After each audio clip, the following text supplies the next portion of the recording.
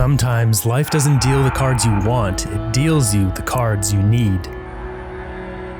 From 2019 to 2021, I put my body through physical challenges my body had never seen in my life, running hundreds of kilometers a month, summiting countless mountains, but this all came at a price. I destroyed my back and my flexibility is horrendous, so come with me as I hike up Dog Mountain. I'll tell you my story. This is the story of how I got my life back. In 2019, I decided to make a change in my life. I needed to start running again. I used to be a runner in 2008 and 2009 and never felt better in my life. While this only lasted a few years, I decided to start running again in 2019. I quickly started racking up kilometers and all was good, eventually developing a nagging lower back pain, but turned into horrific pain. I made the hard decision by the end of 2020, I couldn't run anymore until I figured out what was wrong. Now I'm someone who consistently goes to the gym for the past 12 years. I started carving out a small 5 to 10 minutes of my hour workout to stretch. After 3 months, I was a little more flexible, but the pain was no different. It was at this point I increased my stretching to 20 minutes of my hour workout and added in new stretches. A few months more had passed, but nothing changed. By the end of 2021, I was now stretching 40 minutes a day, 6 days a week, and my pain level had gone from a 10 out of 10 to a 7 out of 10. Feeling a ton of anxiety about the year ahead, doing a road trip hiking dozens of trails in just a few months' time, I started dedicating a significant portion of my day to this problem. Endless research into the body, muscles, tendons, and conditions all led me to a laundry list of problems I had. SI joint dysfunction, extraordinarily tight hamstrings, quads, calves, pubis formis, and psoas, and an extremely weak gluteus medius muscle. As I tackled these problems one at a time, the pain level dropped from a 6 to a 5, 4, 3, but more surprisingly, the tension leaving my body unlocked trauma of the past, which would present itself while I slept. You see, the psoas muscle, a large one that attaches your T12 vertebrae to your hips, is the only muscle that connects your torso to your leg.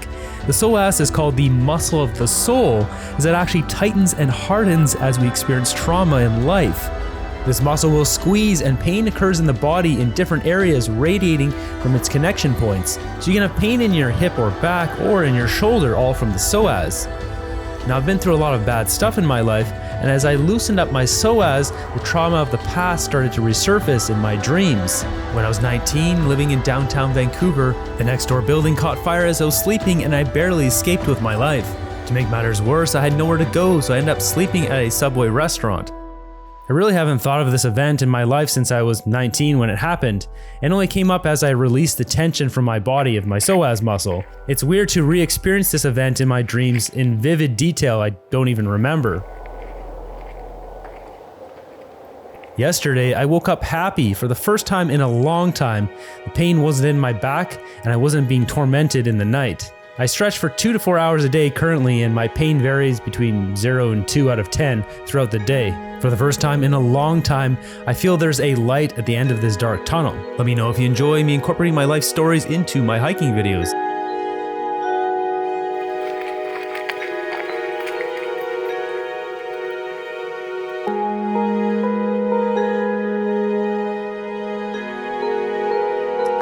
I'm coming to the end of this old road. As you can hear there's actually snow up here. Pretty cold. I gotta get this summit. It's close, it's just up there. But it does look very steep. I don't know. So this is the end of the road. And this is what I was wondering. What would it look like up here? Because there's another way on the other side, but this one takes the ridge, which was very, very much more interesting. All right, so I've gained the ridge here.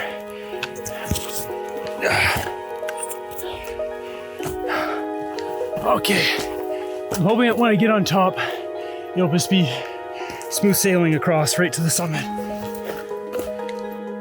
There are numerous trees around here. Look at the base. Like this one, it looks like they've all been struck by lightning or burned at the base or something. Crazy. In 2015, a human-caused fire on Dog Mountain burned 5 hectares of land. There was so much smoke it could be found as far as Comox. Okay, so I found there's a second ridge, and I got up on that, and now I'm looking right at the summit. We're begging this one, baby. Oh, I thought this was gonna be really easy, and it's not. This is gonna end up being about a 13 or 14 kilometer day. And I don't know what the elevation is, maybe 500 meters gain. Oh yeah, we're close, let's go.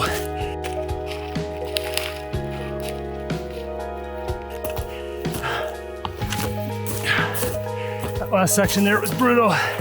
The deadfall. Most of the deadfall doesn't exist up here, just lower down, so move faster up here in general. Okay, someone's gotta be like right here, somewhere.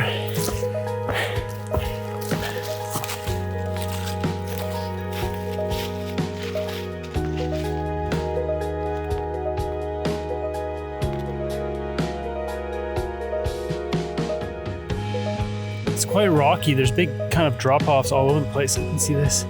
There's a road somewhere over there, but I don't know if I should risk going over to that one because the one I came from, I obviously came up from, so I can't get back.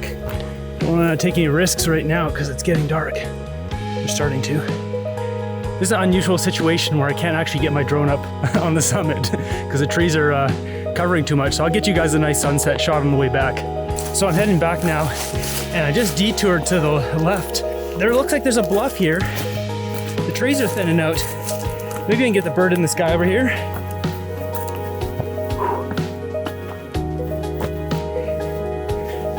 Yeah, we got a cool bluff right there. Let's go. Oh wow. I think it's Sprout Lake on this side too. It's on both sides. That's right, Dog Mountain's an island. Oh, check this out.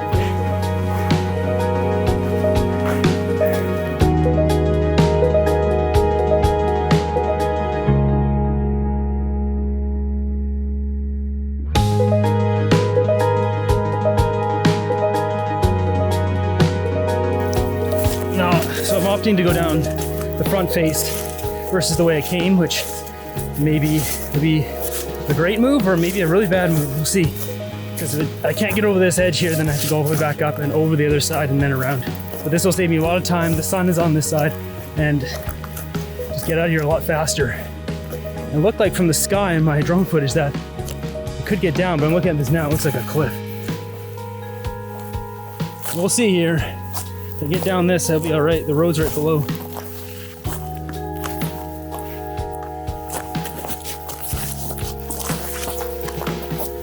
Okay, so that was a big cliff, like a really big cliff.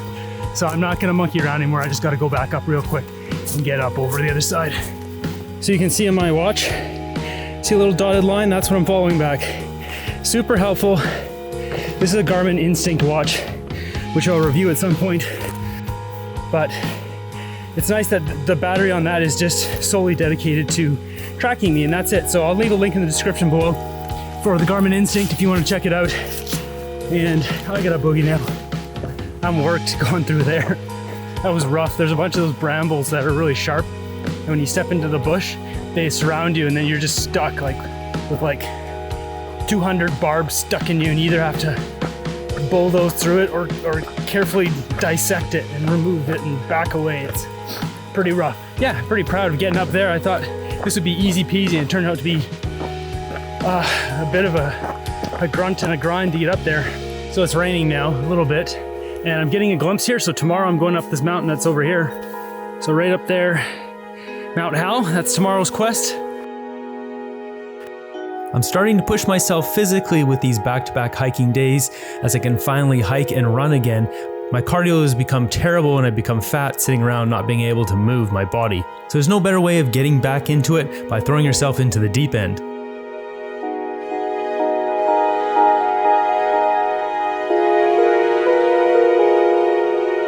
I just got a couple kilometers left, maybe 2 or 3 to get out. And I did forget my bear spray today. So I have this giant stick that's under my arm right now. Well, I'm back in my car now, just about.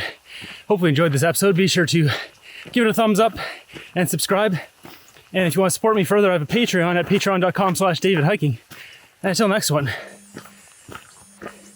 have a great day. You can hear my watch going off.